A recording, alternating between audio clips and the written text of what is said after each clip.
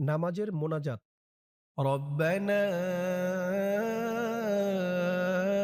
آتنا في الدنيا حسنة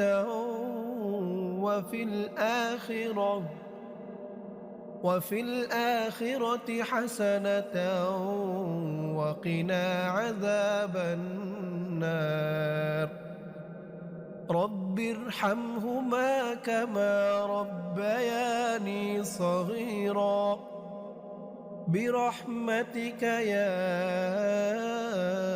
أرحم الراحمين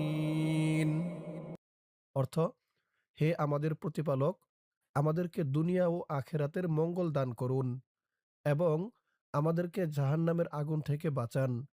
হে আমাদের রব, রহম করুন আমাদের পিতামাতাদের উপর, যেমন করে তারা আমাদেরকে